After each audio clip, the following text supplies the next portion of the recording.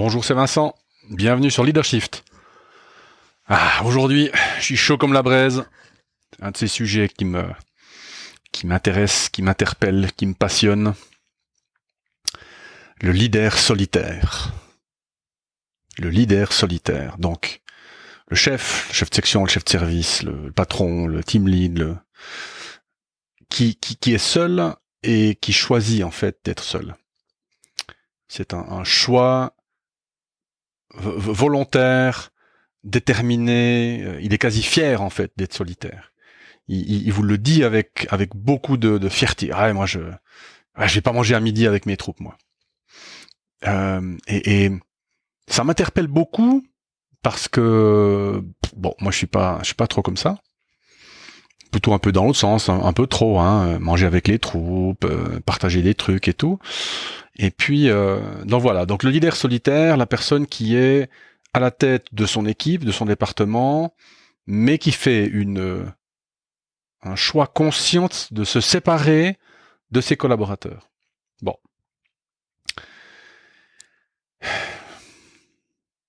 Du coup, évidemment, ça rentre en contradiction complète avec c'est pas la mienne, c'est la définition du leadership ou de la conduite de personnes que moi j'aime, que je trouve pertinente, qui est en fait le leadership par la relation. Ceux qui ont suivi des cours avec moi, vous savez qu'un des 3 piliers du leadership, de la conduite, c'est la relation aux collaborateurs. Puisqu'il y a à peu près que ça qui va faire que il va pas se méfier, qu'il va essayer au moins d'écouter ce qu'on lui dit, qu'il va peut-être faire un pas de plus parce que finalement ce chef il est pas si con. Donc le leadership par la relation avec le collaborateur. Les 2 autres piliers étant le feedback et la délégation. Et donc quand un leader me dit mais du coup moi je suis un leader solitaire, tel l'éculique qui sur son canasson part au loin dans le soleil couchant. Ça me pose une question. Je me dis mais qu'est-ce qui fait que cette personne en fait choisit cette posture, cette attitude? Pourquoi le leader solitaire? Et en fait, j'ai pas de réponse. J'ai un début de réflexion, un début de réponse si vous voulez, qui est la suivante. En gros, un chef, ça fait quoi? Un chef, ça engage des collaborateurs, etc.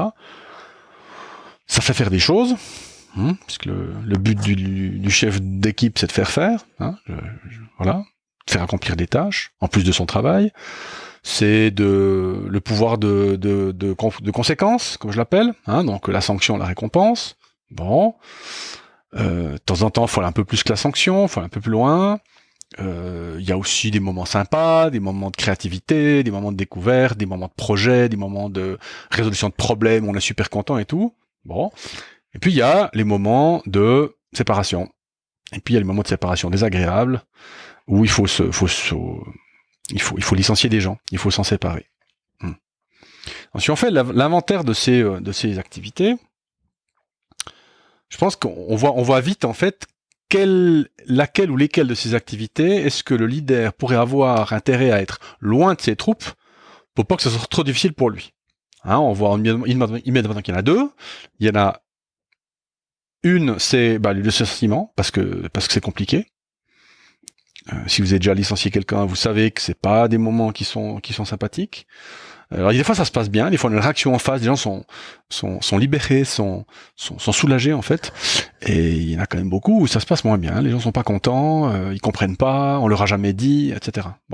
Donc il y a le licenciement qui est une des 2 tâches où être solitaire peut être un avantage par rapport à ses troupes, puis le deuxième, c'est les remontrances, les conséquences négatives, les sanctions, etc. Où c'est peut-être plus facile de donner une sanction à quelqu'un avec lequel on est moins proche. Ok, admettons cela, mais donc pour tout le reste, pour toutes les autres fonctions d'un chef, on voit quand même que de se tenir à distance, ça va quand même être un sacré empêcheur de tourner en rond. Parce que on va dire quelque chose, les gens vont mal le prendre, ils vont chercher des pots sur la tête parce qu'ils savent pas pourquoi on dit les choses, ils nous connaissent pas bien. Moi, les gens savent. Quand j'étais en entreprise, j'étais un peu sanguin, un peu nerveux des fois. Alors les gens savaient que j'avais peut-être des réactions de temps en temps un petit peu excessives, mais à la limite, il me les pardonnait ou il les comprenait parce qu'il savait pourquoi. Il connaissait ma personnalité, il connaissait ma manière de faire. On était suffisamment proches pour qu'il puisse dire là, franchement, t'as pas été cool, mais on continue à bosser ensemble. Et donc, ça c'est une chose, le leader solitaire. Je pense que la deuxième raison pour laquelle les gens choisissent cette notion de leader solitaire, c'est pour moi, à mon avis, une notion romantique du chef. Je fais un parallèle avec la notion romantique de l'artiste qui doit être déchu, pauvre, vivre dans la misère la plus crasse pour faire du vrai art. Hein, un artiste, ça doit souffrir, ça doit être ouais, vous voyez, ça doit venir des tripes. Donc, comme les tripes, elles sont activées que quand on a des trucs négatifs et tout. Voilà, hein, c'est Marcello dans la Bohème qui voit Mimi mourir et voilà. Je sais pas s'il a pensé qu'il était vraiment artiste, mais hein, la vie des artistes avec la pneumonie, la bronchopneumonie. Et donc, je fais le parallèle avec le leader, avec le chef d'équipe.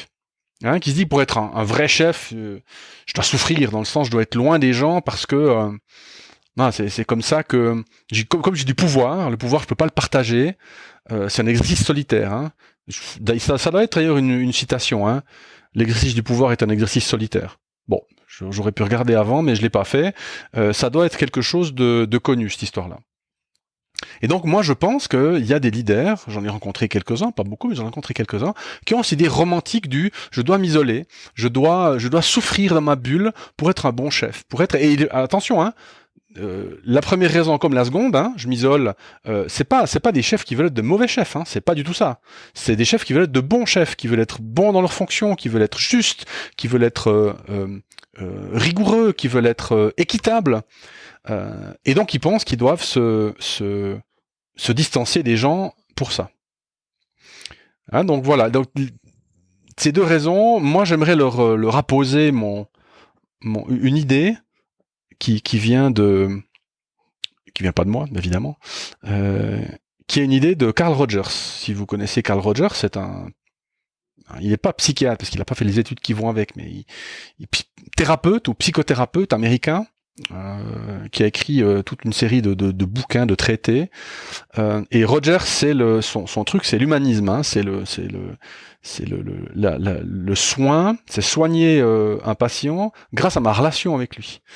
Donc lui, c'est le psychothérapeute qui va pleurer avec ses patients, qui va vraiment être avec eux, c'est l'empathie maximale. Hein, et alors on pourra parler une autre fois du fait de savoir est-ce que l'empathie est une bonne ou mauvaise chose, dans quelles conditions il faut l'exprimer ou pas. Mais moi, ce que je retiens à ça, c'est que des gens qui sont atteints dans leur être, qui souffrent énormément. Rogers dit, et l'a démontré, il suffit d'une bonne relation avec quelqu'un pour les faire avancer. J'ai même pas besoin de leur dire des choses, j'ai même pas besoin de leur faire comprendre des choses. La relation seule suffit à soigner des gens qui sont dans des états pareils. Et donc moi, vous voyez venir, a fortiori, si moi je suis cadre et que j'ai une bonne relation avec les gens, ça va automatiquement m'amener tout un tas de bénéfices qui vont être largement plus importants, plus intéressants que toutes les peines que je pourrais avoir à licencier quelqu'un avec qui je m'entends bien, ou à faire une remontrance avec quelqu'un avec qui je m'entends très bien. Parce que le but de la remontrance, c'est pas la dureté. Le but du licenciement, c'est pas la dureté. Le but du licenciement, c'est quoi? C'est dire à quelqu'un, t'es pas bien là, là ça marche pas. T'es pas à ta place chez nous. On a fait toute notre due diligence avant. On a fait les feedbacks, on a fait les entretiens, on a fait les plans d'action, on a fait les performance improvement plans, comme on dit. Mais ça marche pas. On va pas garder quelqu'un dans une boîte au nom de quoi? Lui, il est pas bien. Elle ou il souffre. Le chef, ça va pas non plus. L'entreprise va pas non plus. Donc il n'y a pas de raison de maintenir un contrat de travail en état de fonctionnement alors qu'une des deux parties du contrat n'est pas satisfaite. Donc, on rend pas au service aux gens en les conservant dans une entreprise dans laquelle ils se trouvent pas bien. Et donc, alors oui, il y a des licenciements organisationnels, il y a des licenciements économiques qui sont pas faciles. Mais là aussi, dire à quelqu'un, écoute, je suis vraiment désolé, je peux plus faire autrement. On est 10, j'ai un salaire, j'ai des salaires pour 9, tout le monde prend 20% de paye dans les dents, mais je dois me séparer de quelqu'un, et donc voilà, j'ai décidé que ce serait toi. Alors, imaginez si le gars il vous connaît, qui comprend qui vous êtes, ça sera il se sentira peut-être un peu trahi, mais ce sera beaucoup plus facile à accepter sur le long terme. Alors que si c'est quelqu'un avec qui vous n'avez aucune relation, que vous vous voyez, que vous n'avez jamais partagé quelque chose avec, ça risque quand même d'être beaucoup plus compliqué. Donc pour moi, ma conclusion, au fur et à mesure de cette réflexion que je fais avec vous, c'est qu'en fait, la peur que je comprends d'être trop proche et de se faire embobiner ou de se faire prendre au piège, elle est vraiment plus que contrebalancée par l'effet absolument magnifique des relations qu'on peut et qu'on a avec les gens. Donc si vous voyez des leaders solitaires autour d'eux, faites-leur un hug, invitez-les à manger, proposez-leur un apéro, et puis voilà, vous aurez fait avancer la cause du leadership par la relation. Hein, voilà, comme d'hab, à votre disposition pour en discuter, par commentaire ou par tout autre moyen à votre disposition, à part les signaux de fumée pour lesquels je suis pas encore très bon. Donc merci d'avoir écouté, à la prochaine, ciao.